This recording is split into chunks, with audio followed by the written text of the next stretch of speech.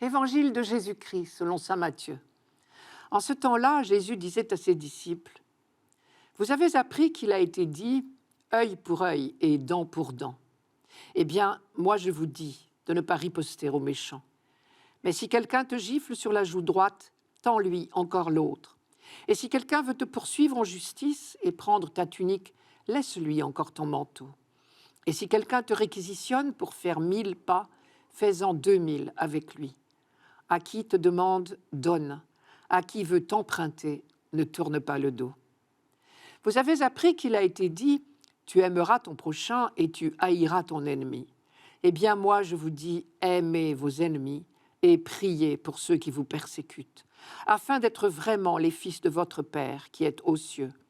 Car il fait lever son soleil sur les méchants et sur les bons. Il fait tomber la pluie sur les justes et sur les injustes. En effet, si vous aimez ceux qui vous aiment, quelle récompense méritez-vous? Les publicains eux-mêmes n'en font-ils pas autant? Et si vous ne saluez que vos frères, que faites-vous d'extraordinaire? Les païens eux-mêmes n'en font-ils pas autant? Vous donc, vous serez parfaits, comme votre Père céleste est parfait. Petite précision de vocabulaire pour commencer. Jésus dit, vous avez appris qu'il a été dit, tu aimeras ton prochain et tu haïras ton ennemi. En réalité, vous ne trouverez nulle part dans l'Ancien Testament le commandement de haïr nos ennemis. Et Jésus le sait mieux que nous. Mais c'est une manière de parler en araméen. Cela veut dire, commence déjà par aimer ton prochain. L'ambition reste modeste, mais c'est un premier pas. Et dans le texte d'aujourd'hui, justement, Jésus nous invite à franchir une deuxième étape. L'amour du prochain doit être acquis. Maintenant, il invite à aimer également nos ennemis. Une autre maxime nous choque dans l'évangile d'aujourd'hui. Jésus dit, vous avez appris qu'il a été dit œil pour œil, dent pour dent, ce que nous appelons la loi du talion.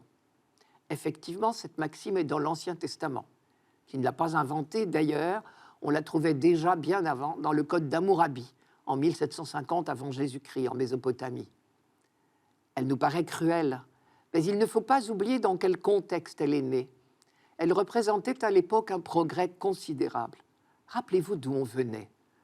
Caïn qui se vengeait 7 fois.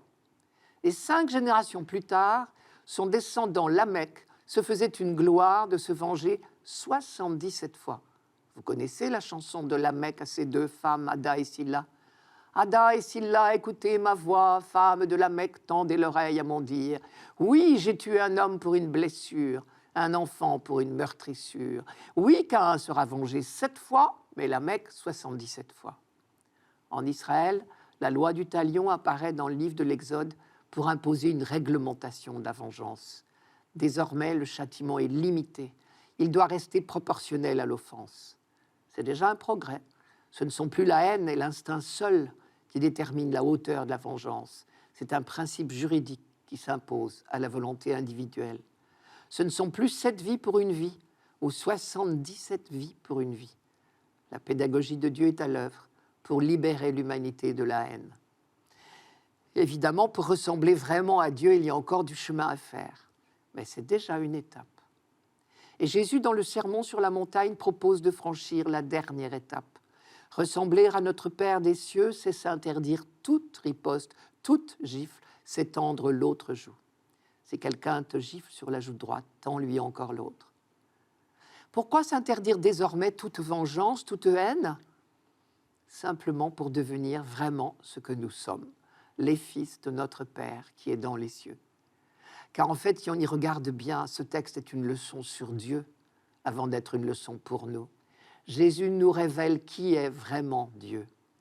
L'Ancien Testament avait déjà dit que Dieu est Père, qu'il est tendresse et pitié, lent à la colère et plein d'amour, et que nos larmes coulent sur ses joues, car il est tout proche. Cette dernière phrase est de Ben Sirac, vous vous rappelez.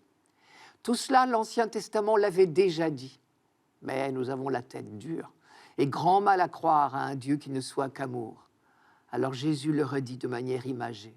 Dieu fait lever son soleil sur les méchants et sur les bons. Il fait tomber la pluie sur les justes et sur les injustes. Si je comprends bien, Croire que Dieu est amour n'est pas un chemin de facilité. Cela va devenir au jour le jour extrêmement exigeant pour nous dans le registre du don et du pardon. Donne à qui te demande, ne te détourne pas de celui qui veut t'emprunter. Jusque-là, l'Ancien Testament avait cherché à développer l'amour du prochain, du frère, de race et de religion, et même de l'immigré qui partageait le même toit. Mais cette fois, Jésus abolit toutes les frontières. Le sens de la phrase, c'est « donne à quiconque te demande ». Ne te détourne pas de celui qui veut t'emprunter, sous-entendu, quel qu'il soit. Et nous retrouverons cette exigence dans la parabole du bon samaritain. Tout cela nous paraît fou, déraisonnable, démesuré. Et pourtant, c'est exactement comme cela que Dieu agit avec chacun de nous, chaque jour, comme il n'a pas cessé de le faire pour son peuple. La raison raisonnante et quelques amis bien intentionnés nous poussent à ne pas nous laisser avoir, comme on dit. Mais Jésus est dans une toute autre logique, celle de l'esprit d'amour et de douceur. Elle seule peut hâter la venue du royaume.